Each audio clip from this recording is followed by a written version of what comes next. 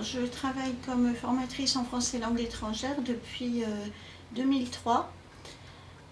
J'ai commencé comme bénévole et à Médecins du Monde et quelques mois plus tard j'ai été embauchée en centre social La Colline et je me suis formée à l'université pour un diplôme d'enseignement du français langue étrangère.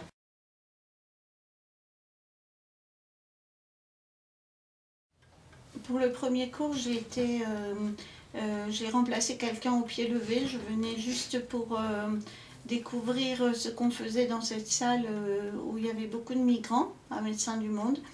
Et j'ai remplacé quelqu'un qui avait déjà un petit groupe et donc il y avait une vieille méthode sur la table et un tableau, des feutres et voilà, j'ai démarré comme ça et j'ai découvert que on pouvait aller en formation puisqu'ils avaient quelques documents sur Bordeaux, il y avait une formation, des formations gratuites et je suis allée et j'ai commencé le métier comme ça.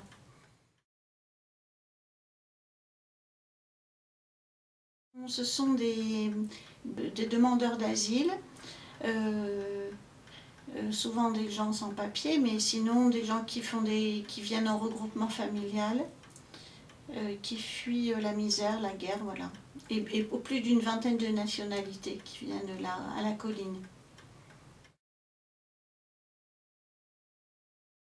Ces dernières années, on s'appuie sur les ateliers sociolinguistiques. C'est une méthode qui vient de Paris où ils reçoivent énormément d'étrangers sur certains centres sociaux. Et cette méthode, elle s'appuie sur trois grandes étapes. L'étape découverte, exploration et appropriation. Donc on a une douzaine de cours de semaines pour aller jusqu'à une tâche finale. Et ce sont des grands thèmes de la vie quotidienne, souvent qu'on aborde, ou un domaine particulier, comme pour les mamans qui ont des enfants à l'école, qui ont besoin de savoir comment on fait avec l'éducation nationale, ou ça peut être un domaine plus culturel, citoyenneté culturelle, voilà, c'est sur des grands domaines. Alors, pas tout à fait maître, puisque du coup, le système des ateliers sociolinguistiques demande à que nous travaillions en équipe. Et on a un coordinateur qui décide avec nous et avec des intervenants extérieurs aussi de ce que nous allons programmer. Du coup, les cours sont moins libres que du temps où je faisais simplement du français langue étrangère et que je prenais les méthodes que je voulais. Voilà, maintenant on est plus proche des besoins du public et on utilise beaucoup plus de documents authentiques. Pratiquement pas de méthode ou alors juste quelques exercices qu'on pioche à droite à gauche. Mais on crée au fur et à mesure des semaines ou tout un programme et on veut que les apprenants soient vraiment intéressés à cet apprentissage. Alors les difficultés, c'est on ne signe pas de contrat, les personnes sont libres, entrée et sortie permanente.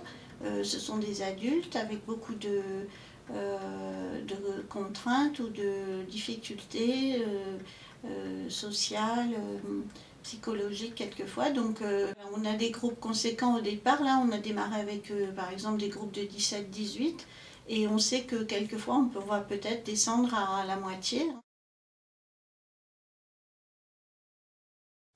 Alors le cours, la plupart du temps, on prend un cours en rappelant ce qui s'est passé la fois d'avant.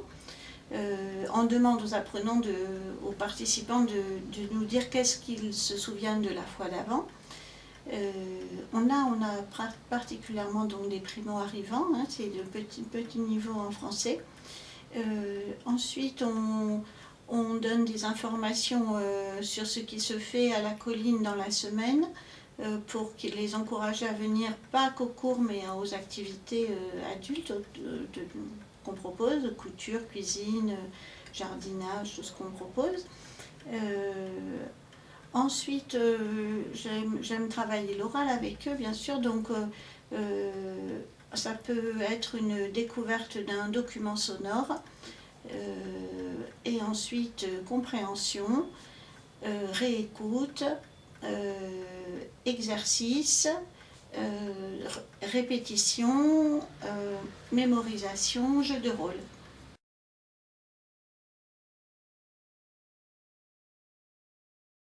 Alors l'année dernière, on a eu l'opportunité de travailler donc avec une professionnelle, et là on a osé aller plus loin que le jeu de rôle, donc en apprenant une petite pièce de théâtre pour toute la classe, et moi j'ai trouvé que c'était hyper motivant, autant pour eux que pour moi. D'être accompagnée déjà, et puis de voir l'enthousiasme de la classe. Il y a eu un noyau dur qui s'est formé, et qui a permis de faire un joli spectacle en quelques semaines. Ils ont appris les rôles, on a imaginé comment ils pouvaient mémoriser avec le téléphone portable, l'enregistrement, Enfin, on a utilisé les moyens plus actuels, on va dire maintenant, avec Internet, et les gens se sont vraiment pris au jeu, et ça a eu beaucoup de succès. Après, il a fallu... Souris votre souris, c'est souris. C'est très gentil. Donc on a une autre. Donc on a une autre qui s'appelle comme ça. On m'avait déjà dit, c'est vrai.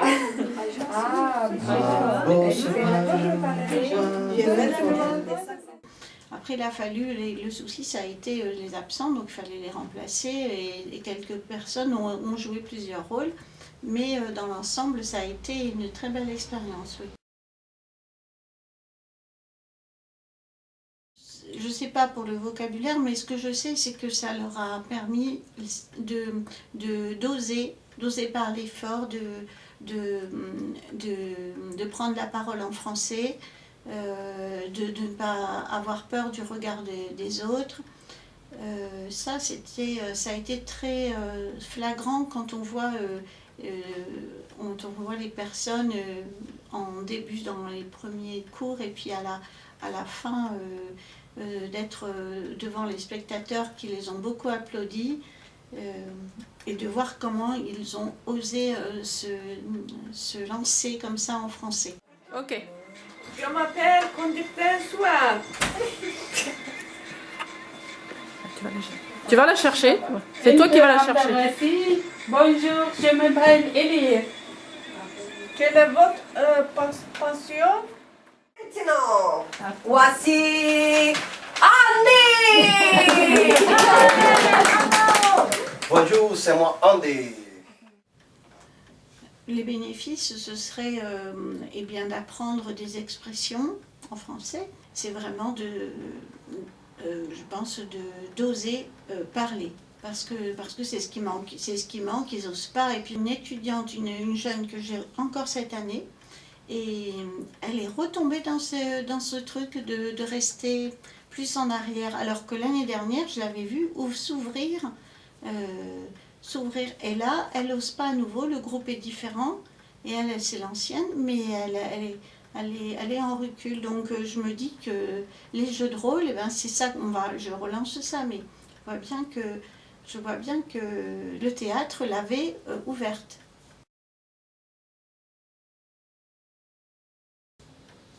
Pour l'enseignant, c'est contre la monotonie. De toute façon, je ne veux pas de choses monotones dans mon cours, mais là, on pouvait bouger, et pas seulement moi, du coup, tout le monde bougeait. On travaille par 2 ou par 3. Il va falloir passer au vote pour élire La colline a beaucoup de talent. Une classe motivée, contente de venir, et puis en plus on a un objectif, il faut réussir le spectacle, et ils invitent leur famille, les autres apprenants des autres classes, enfin il y a une motivation formidable. Et pour moi j'étais très très fière du résultat avec eux. Et en même temps, du coup, il y a de l'humour qui va bien entre nous. C'est très convivial. On a une amitié encore plus forte qu'en cours traditionnel. Vous public! Bravo! Bravo!